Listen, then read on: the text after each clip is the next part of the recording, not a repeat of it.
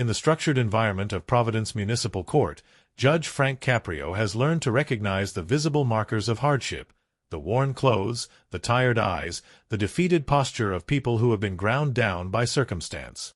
But on this cold January morning, a man would enter his courtroom whose appearance would immediately signal a level of struggle that went beyond typical financial stress, someone whose very presence would challenge everyone present to confront uncomfortable truths about poverty, homelessness, and the lengths that parental love can drive people to go.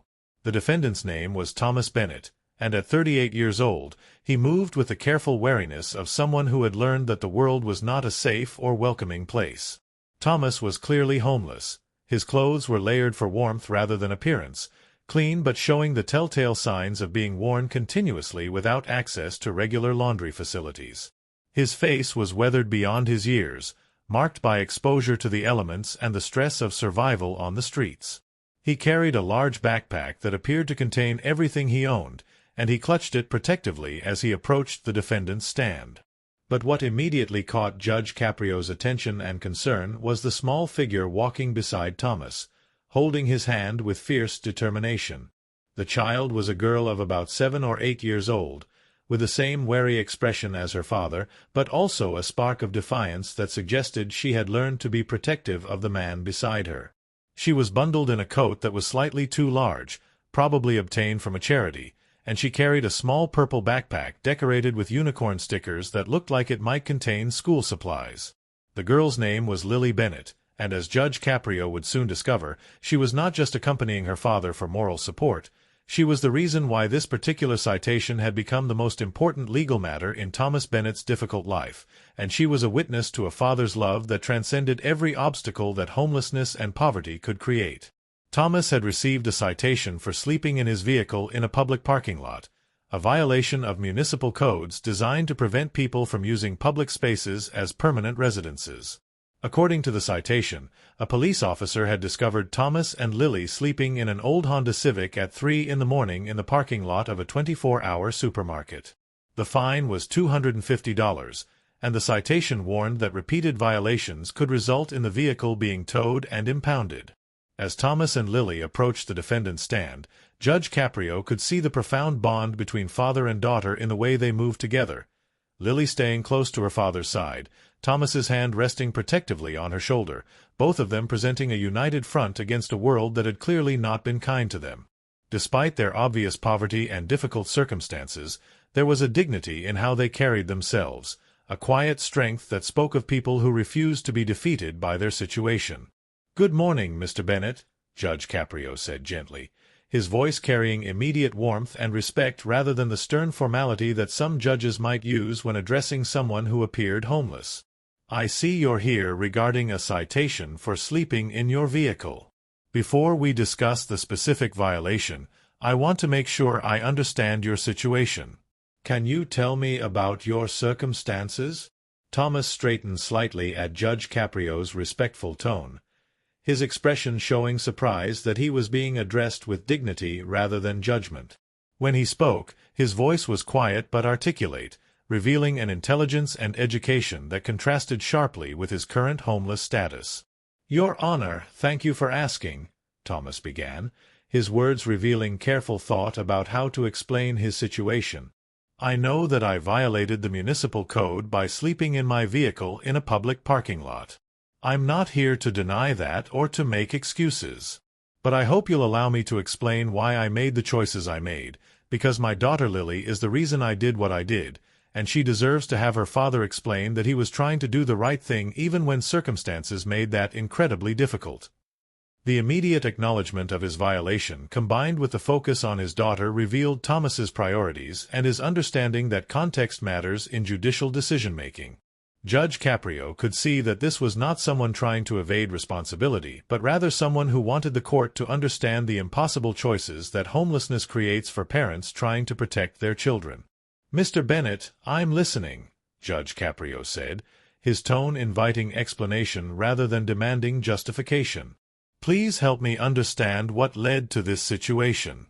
And Lily," he added, addressing the young girl directly with a warm smile, "I'm glad you're here with your dad today." Lily looked up at Judge Caprio with serious eyes that held far too much understanding for someone her age. She squeezed her father's hand tightly, offering silent support as Thomas prepared to share a story that would reveal the depths of parental love and the brutal realities of homelessness in America. Your Honor, I need to start by telling you about what led to my family becoming homeless, because I think it's important for you to understand that this isn't a situation I chose or one that happened because of drugs or alcohol or criminal behavior, Thomas began, his words revealing sensitivity to the stereotypes and judgments often applied to homeless people. 2 years ago, I had a good job as an assistant manager at a regional warehouse. I was renting a small house, and Lily was in kindergarten at the neighborhood school.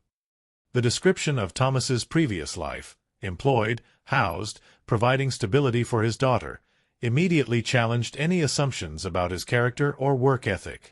Judge Caprio understood that Thomas was establishing that he had been capable of maintaining employment and housing, suggesting that his current homelessness was the result of circumstances rather than personal failings. My wife, Lily's mother, died suddenly from an undiagnosed heart condition when Lily was 5 years old, Thomas continued, his voice carrying the grief that still accompanied memories of his loss. Rachel was only 34. She went to bed one night and didn't wake up. The doctors said it was something called hypertrophic cardiomyopathy, a heart defect she never knew she had. Judge Caprio felt an immediate surge of compassion as Thomas described losing his wife so suddenly and so young. The trauma of such a loss, combined with the responsibility of raising a young daughter alone while grieving, would have been overwhelming for anyone. The judge could imagine how such a devastating event could set off a cascade of consequences that might eventually lead to homelessness.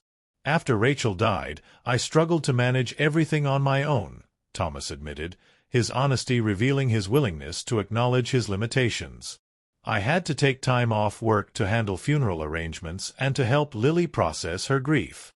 I had to find childcare for after school because Rachel had always been there to pick Lily up. I had to learn how to do all the things that Rachel had done: cooking, helping with homework, managing doctor's appointments.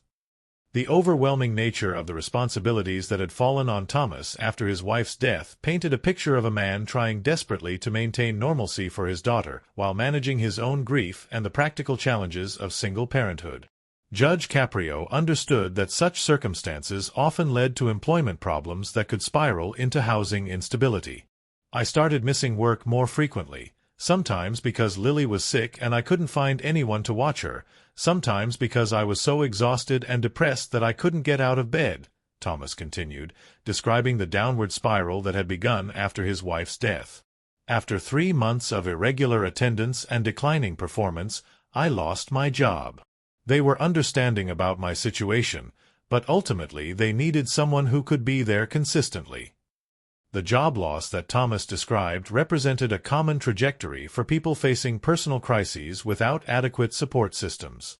Judge Caprio could see that Thomas hadn't been fired for incompetence or misconduct, but rather for the practical impact that grief and single parenthood had on his ability to maintain consistent employment.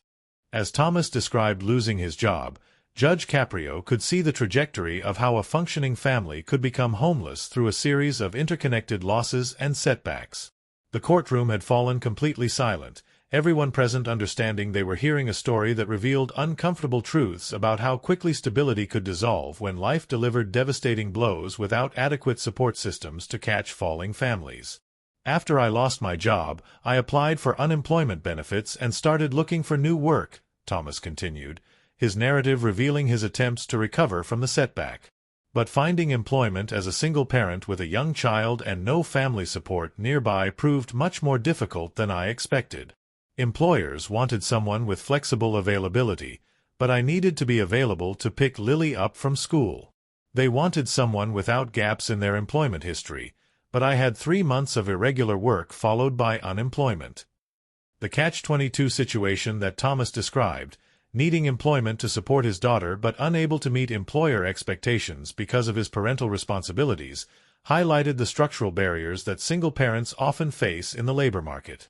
Judge Caprio understood that Thomas's difficulty finding work wasn't about lack of effort but about systemic obstacles that penalized parents without support networks.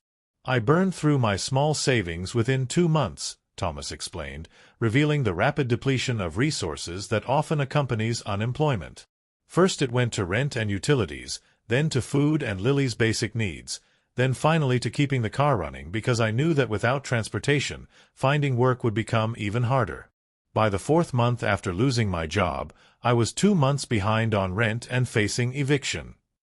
The prioritization that Thomas described, ensuring Lily's needs were met before his own, maintaining the vehicle as crucial infrastructure for potential employment, demonstrated the strategic thinking of someone trying to manage an impossible situation with inadequate resources. Judge Caprio could see that Thomas had made calculated decisions about resource allocation even as he watched his housing situation deteriorate. "I tried to explain my situation to my landlord, begged for more time, promised to catch up on back rent as soon as I found work," Thomas said, his voice carrying the shame and desperation of someone who had been forced to plead for basic housing. But the landlord had his own obligations, and ultimately he filed for eviction. We were ordered to vacate within 30 days. The eviction that Thomas described represented a common tipping point into homelessness, the moment when housing instability becomes actual homelessness. Judge Caprio understood that once someone received an eviction on their record, finding new housing became exponentially more difficult, creating a trap that pushed people from temporary hardship into chronic homelessness. "I reached out to every resource I could find," Thomas continued, revealing his attempts to prevent homelessness through available support systems. "I applied for emergency housing assistance, I contacted homeless shelters, I looked into transitional housing programs. But everywhere I turned, I encountered waiting lists, eligibility requirements I couldn't meet, or programs that couldn't accommodate both me and Lily together." The inadequacy of the social safety net that Thomas was describing, resources that existed in theory but were inaccessible in practice due to waiting lists and restrictive eligibility criteria, highlighted a systemic failure that left vulnerable families without viable options. Judge Caprio could see that Thomas's homelessness wasn't the result of not seeking help but rather of help not being available when and how it was needed. "The shelters were the most heartbreaking option," Thomas said, his voice taking on a tone of profound pain. "Most family shelters in the area had waiting lists of several months. The emergency shelters that had immediate availability required that Lily and I stay in separate facilities. She would go to a women's and children's shelter, and I would go to a men's shelter. The idea of being separated from my daughter after she had just lost her mother was unthinkable." The impossible choice that Thomas had faced, accept separation from his traumatized daughter in exchange for shelter, or keep his family intact while remaining homeless, revealed the way that well-intentioned systems could create untenable situations for families in crisis. Judge Caprio understood that Thomas's decision to remain homeless rather than separate from Lily represented a conscious prioritization of his daughter's emotional well-being over physical comfort. "So when the eviction was final, I packed everything we owned into my car, and Lily and I became homeless," Thomas said, his matter-of-fact delivery of this devastating information revealing how normalized such circumstances had become for him. "That was 18 months ago. We've been living in my car ever since." The time frame that Thomas revealed, 18 months of homelessness, shocked Judge Caprio and everyone else in the courtroom. This wasn't a brief period of instability but rather an extended experience of survival without housing, demonstrating both the persistence of Thomas's situation and his remarkable resilience in maintaining care for his daughter despite impossible circumstances. "Your Honor, I need you to understand something important about being homeless with a child," Thomas said, his words taking on an intensity that suggested he was approaching the heart of his explanation. "Every decision I make, every action I take, every risk I accept or avoid is filtered through one question: what is best for Lily? Not what's most comfortable for me, not what's easiest, but what gives my daughter the best chance at a normal childhood despite our abnormal circumstances." The prioritization that Thomas articulated, consistently placing his daughter's needs above his own comfort or convenience, would become the central theme of his explanation for why he had violated the municipal code by sleeping in his vehicle. Judge Caprio understood that Thomas was establishing a framework for understanding his decisions as expressions of parental love rather than disregard for the law. "One of the biggest challenges of being homeless is finding safe places to sleep," Thomas continued, beginning to connect his circumstances to the specific violation that had brought him to court. Sleeping on the street isn't an option when you have a child. It's too dangerous, too exposed to weather, too likely to result in Lily being taken by Child Protective Services. So I've been using my car as our home, trying to find locations where we can park overnight without being harassed or cited. The strategic thinking that Thomas had applied to finding sleeping locations revealed the complex calculations that homeless people must make about safety, legality, and basic survival. Judge Caprio could see that Thomas's choice to sleep in his vehicle represented the best available option from a set of uniformly difficult choices. "I have a routine that I've developed over 18 months, Thomas explained, describing the structure he had created to maintain some stability for Lily. "During the day, I job hunt while Lily is at school. I've been working temporary day labor jobs when I can get them. Moving furniture, landscaping work, anything that pays cash and doesn't require me to be away overnight. The money I earn goes toward gas for the car, food for Lily, and keeping us both as clean and presentable as possible." The daily routine that Thomas described revealed extraordinary organizational skills and dedication to maintaining normalcy for his daughter despite homelessness. Judge Caprio was struck by Thomas's ability to structure his life around Lily's needs, ensuring she attended school regularly and had at least some semblance of stability even while living in a vehicle. "I make sure Lily goes to school every day," Thomas continued, his pride evident in his voice. "I drop her off each morning, and I pick her up each afternoon. Her teachers don't know we're homeless. I've worked hard to make sure Lily is always clean, well-dressed, and prepared for school. I don't want her to be stigmatized or treated differently because of our circumstances." The effort Thomas had put into concealing their homelessness from school authorities revealed both his protective instincts and his understanding of how stigma could affect his daughter's educational experience. Judge Caprio understood that Thomas was fighting to give Lily a normal childhood while managing extraordinary circumstances that no child should have to experience. As Thomas described maintaining Lily's school attendance despite their homelessness, Judge Caprio could see that this father had essentially created an elaborate system to preserve his daughter's dignity and normalcy while managing the daily impossibilities of life without housing.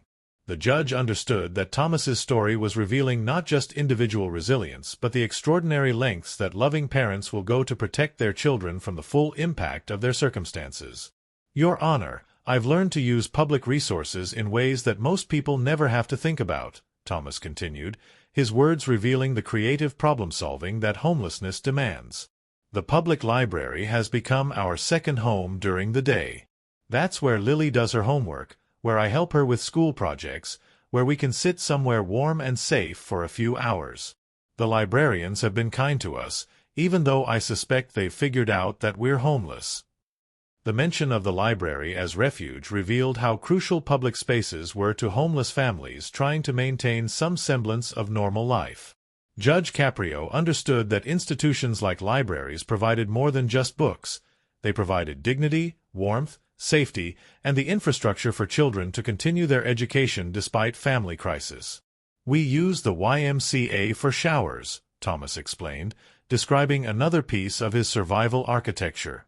"I do odd jobs for the facility manager in exchange for access to the locker rooms.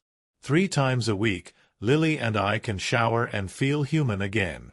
It's not much, but it makes an enormous difference in our ability to maintain appearances and for Lily to go to school without being obviously homeless." The barter arrangement that Thomas had established with the YMCA demonstrated his resourcefulness and his willingness to work for what he needed rather than simply accepting handouts. Judge Caprio could see that Thomas had maintained his work ethic and sense of dignity despite circumstances that would have broken many people's spirits. "For meals, we rely on a combination of strategies," Thomas continued, revealing the complex logistics of feeding himself and his daughter without a kitchen. "Food banks provide non-perishable items that we can eat without cooking. Church meal programs offer hot food several times a week. I've become an expert at stretching every dollar to maximize nutrition for Lily, buying bread, peanut butter, fruit, things that don't require refrigeration or cooking." The nutritional calculations that Thomas described revealed both his dedication to his daughter's well-being and the constraints that homelessness placed on something as basic as food preparation. Judge Caprio understood that Thomas was doing his best to provide adequate nutrition within impossible limitations. "The most challenging aspect of our situation is finding safe places to sleep at night," Thomas said, his narrative finally approaching the circumstances that had led to his citation. "I've tried various locations over the past 18 months, shopping center parking lots, residential streets, park and ride facilities. Each location presents different risks and challenges." Judge Caprio leaned forward, understanding that Thomas was about to explain the strategic thinking that had led him to choose the specific location where he had been cited. The judge sensed that Thomas's decision had been based on careful assessment of his daughter's needs rather than convenience or disregard for regulations. "About 3 months ago, I discovered the 24-hour supermarket where I received this citation," Thomas explained, beginning to describe the location that had become their primary sleeping spot. "It's well lit, which makes it safer than darker locations. It has security cameras, which means there's surveillance if anything dangerous happens. Most importantly, it has public bathrooms that are accessible all night, which is crucial when you have a young child who might need facilities at any time." The practical considerations that had guided Thomas's choice revealed the complexity of decision-making for homeless parents. Judge Caprio understood that Thomas wasn't just looking for a place to park. He was seeking an environment that would keep his daughter safe and meet her basic needs throughout the night. "I developed a relationship with the night manager of the supermarket," Thomas continued, revealing another layer of his survival strategy. "I explained my situation to him, told him about Lily, and asked if it would be okay if we parked in the far corner of the lot overnight. He was sympathetic and said that as long as we weren't causing problems, he wouldn't ask us to leave." The informal permission that Thomas had secured demonstrated his understanding that maintaining good relationships with property managers could provide some stability in otherwise precarious circumstances. Judge Caprio could see that Thomas had been trying to operate within informal rules, even when formal rules made his situation untenable. "For 3 months, Lily and I slept in that parking lot almost every night," Thomas said, describing the routine that had developed. "I would pick her up from school, we'd spend the afternoon at the library doing homework, we'd get dinner from a church program or food bank, and then we'd return to the supermarket parking lot. I'd recline the front seats as far as they would go, and we'd sleep side by side with blankets I got from a homeless services organization." The sleeping arrangements that Thomas described were heartbreaking in their inadequacy but remarkable in their testament to his dedication to keeping his daughter with him. Judge Caprio could imagine the physical discomfort of sleeping in a vehicle night after night, the lack of privacy, the cold on winter nights, the constant awareness that this was no way for a child to live. "The night I received this citation, Lily was sick," Thomas said, his voice taking on the worried tone of a parent recalling their child's illness. "She had been fighting a cold that had turned into a fever. Her temperature was 102 degrees, and I was terrified that it might develop into something more serious. I had given her children's fever reducer, but I wanted to be somewhere with easy access to light and bathrooms in case she got worse during the night." The medical context for Thomas's presence in the parking lot that night transformed the violation from simple trespassing into a father's attempt to care for his sick child with the limited resources available to him. Judge Caprio understood that Thomas had been trying to balance his daughter's medical needs against the risk of citation. "Around 3 in the morning, a police officer knocked on my window," Thomas explained, describing the encounter that had resulted in his citation. "He shined his flashlight into the car and saw me and Lily sleeping. He asked me to step out of the vehicle, and I complied immediately. I explained that I was homeless, that my daughter was sick, and that I was just trying to give her a safe, warm place to sleep while she recovered." The officer's response, as Thomas described it, revealed the difficult position that law enforcement faces when encountering homeless families. Judge Caprio could imagine the officer's internal conflict between enforcing municipal codes and recognizing the humanitarian dimensions of the situation before him. "The officer was actually very kind," Thomas continued, his words revealing appreciation for the humanity the officer had shown. "He checked on Lily's condition, asked if she needed medical attention, and gave me information about homeless services in the area. But he also explained that he had received complaints from the supermarket corporate office about vehicles parking overnight, and that he was required to cite people who were using the parking lot as a residence. The citation that followed represented the collision between Thomas's desperate need for shelter and the property rights and public order concerns that municipal codes were designed to protect. Judge Caprio understood that both Thomas and the officer had been trying to do the right thing within systems that didn't adequately account for the needs of homeless families. As Thomas described receiving the citation from the sympathetic officer, Judge Caprio could see the weight of consequences settling over the homeless father's shoulders. The judge understood that for someone in Thomas's position, a $250 fine wasn't just an inconvenience. It represented a potentially catastrophic financial burden that could trigger cascading consequences for both father and daughter. Your Honor, I need to explain why this citation has become such a crisis for me and why I'm so desperately hoping you might show mercy, Thomas said, his voice taking on an urgent tone that revealed the high stakes of this court appearance. I know that $250 might not seem like an enormous amount to some people, but for someone in my situation, it represents an impossible choice between competing necessities. Judge Caprio leaned forward, understanding that Thomas was about to articulate the brutal financial mathematics of extreme poverty, the way that seemingly modest expenses become insurmountable obstacles when resources are measured in dollars rather than hundreds of dollars. I earn about $40 to $50 per day when I can get day labor work, Thomas explained, providing context for his income level. That works out to maybe $200 to $250 per week when work is available, which isn't always the case. Out of that money, I have to pay for gas to get Lily to school and me to job sites, food for both of us, basic hygiene supplies, and occasional expenses like replacing worn-out shoes or school supplies for Lily. The itemization of Thomas's expenses revealed how quickly even modest income could be consumed by basic survival needs.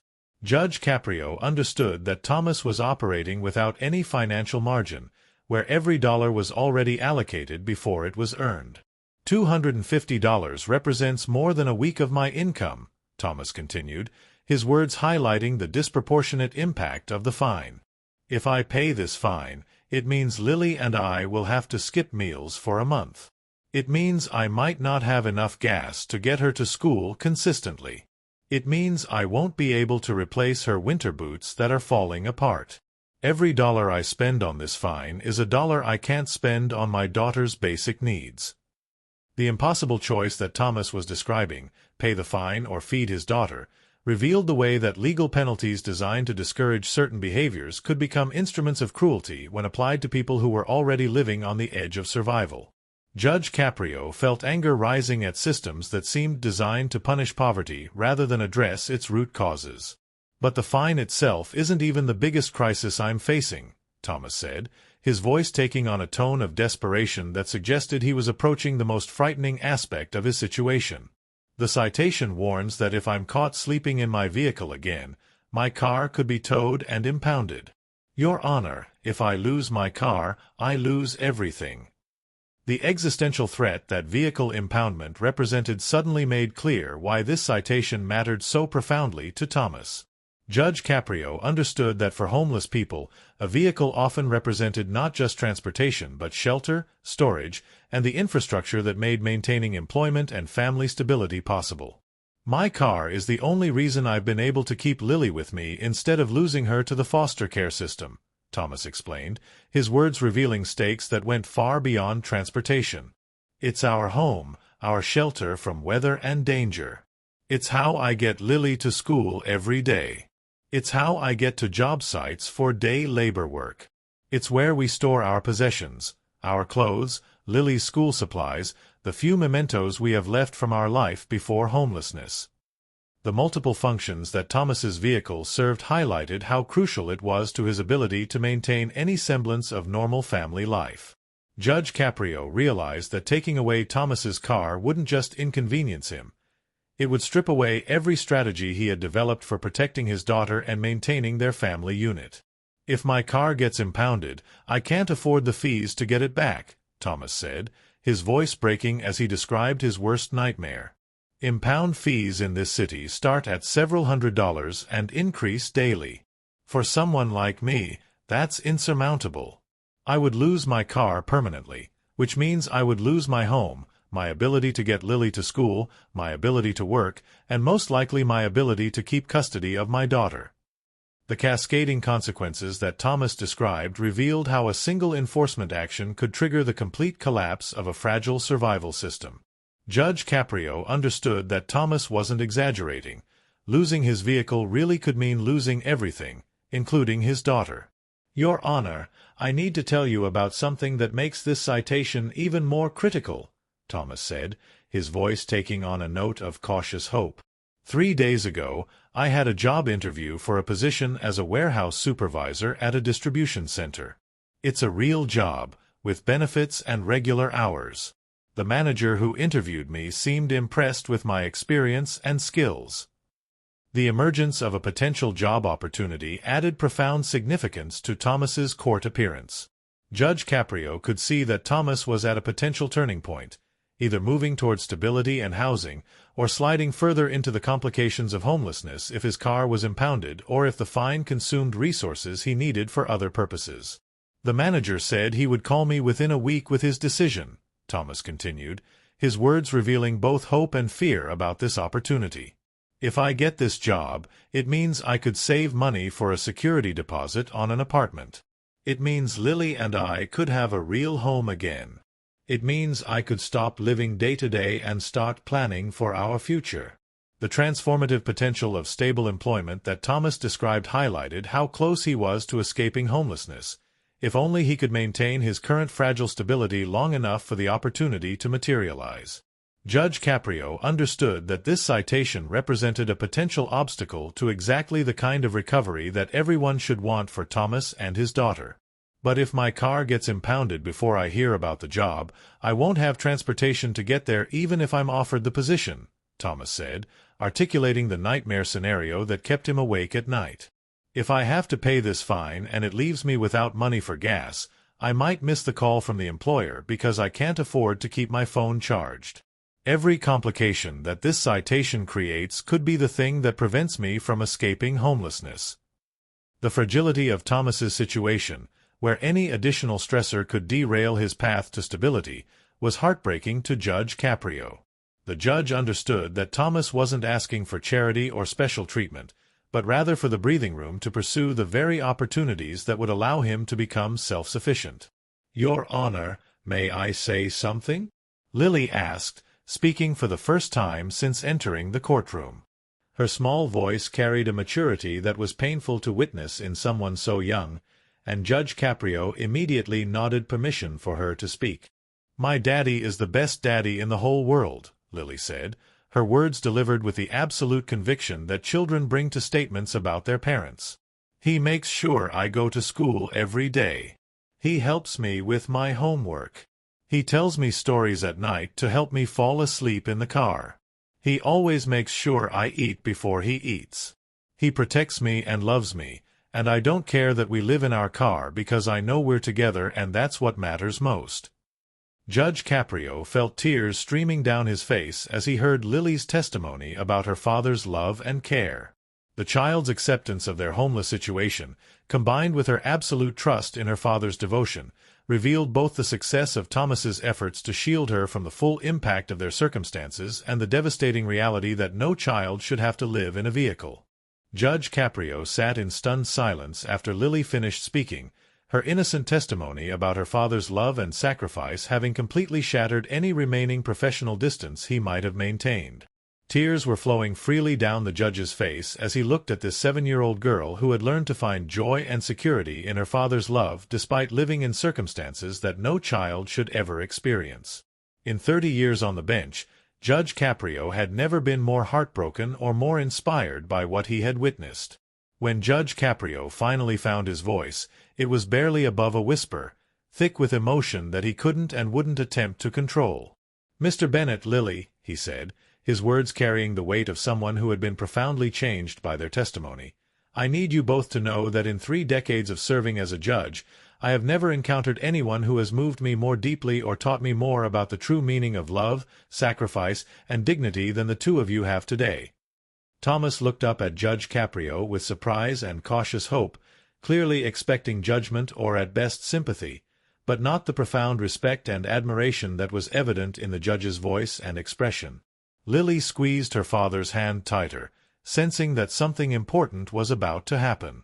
"What I have witnessed here today goes far beyond a simple parking violation," Judge Caprio continued, his voice growing stronger as he found words adequate to express what Thomas and Lily's story meant to him. "I have witnessed a father who has refused to be defeated by circumstances that would have broken most people. I have witnessed a man who has maintained his dignity, his work ethic, and most importantly his devotion to his daughter despite facing obstacles that our society should be ashamed to have allowed to exist." Judge Caprio stood up from his chair and walked around his desk, a gesture that transcended the formal boundaries of the courtroom and acknowledged that what was needed in this moment was human connection rather than judicial authority. Standing directly in front of Thomas and Lily, the judge looked at them with an expression of deep compassion and fierce determination. "Mr. Bennett, this citation is hereby dismissed in its entirety," Judge Caprio announced, his voice ringing with moral authority. "You will not pay 1 penny in fines. Furthermore, I am personally ensuring that you will never be cited again for sleeping in your vehicle while you work toward finding permanent housing for your family." The relief that washed over Thomas's face was immediately replaced by fresh tears as he struggled to process the unexpected mercy being shown to him. But Judge Caprio wasn't finished, not even close. "Beyond dismissing this citation, I am going to personally intervene to help connect you with resources that should have been available to you 18 months ago," Judge Caprio continued, his tone taking on the fierce determination of someone who had been galvanized into action by what he had heard. "I have contacts at family homeless shelters, transitional housing programs, and employment services, and I will personally ensure that you and Lily are not separated and that you receive the support you need to transition into stable housing." Thomas tried to speak, to express his gratitude, but Judge Caprio gently raised his hand to indicate he had more to say. The judge was operating now not just as a judicial officer, but as a human being who had been called to action by an unacceptable situation that demanded immediate response. "I am also going to contact the warehouse where you interviewed," Judge Caprio said, revealing the extent of his commitment to helping Thomas. "I will provide them with a character reference and explain your circumstances. Any employer who wouldn't hire someone with your work ethic, your character, and your dedication doesn't deserve to have you as an employee, but I believe that most employers, when they understand your situation, will recognize what an asset you would be to their organization." The practical interventions that Judge Caprio was promising represented exactly the kind of advocacy and connection to resources that Thomas had been unable to access on his own. Judge Caprio was essentially becoming Thomas's personal advocate, using his position and connections to open doors that had been closed to a homeless father working alone. "But I'm not done," Judge Caprio said, reaching into his wallet and pulling out all the cash he had with him, over $300. Despite Thomas's immediate protests, the judge pressed the money into his hands with gentle firmness. "Mr. Bennett, this is not charity and it's not pity. This is one human being helping another human being who is in crisis. This money is for Lily, for her boots, for school supplies, for anything she needs. You will accept it because your daughter's welfare is more important than your pride." Thomas looked down at the money in his hands, overwhelmed by the generosity and the recognition that his daughter's needs were being prioritized by someone with the power to actually make a difference in their lives. "Your Honor, I don't know how to thank you," he said, his voice breaking completely. "You've given us hope when we had almost given up. You've shown us that there are still people who care about families like ours." But what happened next would become the moment that everyone in the courtroom would remember forever. Judge Caprio knelt down to Lily's eye level, his expression gentle and warm as he addressed the young girl directly. "Lily, I want you to listen very carefully to what I'm about to tell you," he said, his voice filled with conviction. "Your daddy is a hero. Not because he's perfect or because he has lots of money or a fancy job, but because he loves you more than anything in the world and because he has never given up on taking care of you even when everything seemed impossible."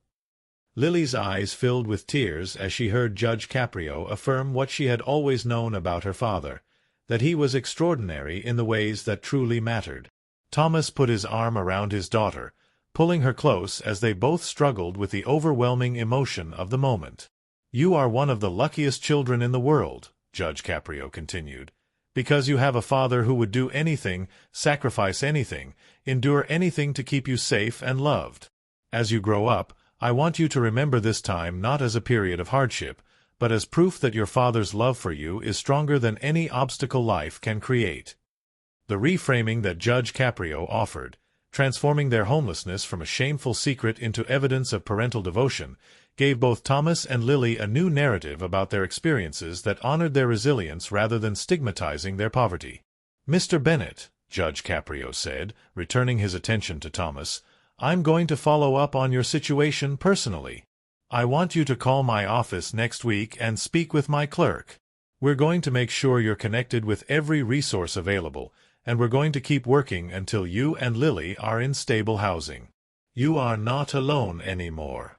You have people who care about what happens to you, and we're going to help you get back on your feet." As Thomas and Lily prepared to leave the courtroom that day, supported by court staff who had been mobilized to begin connecting them with services, Thomas turned back one final time to address Judge Caprio.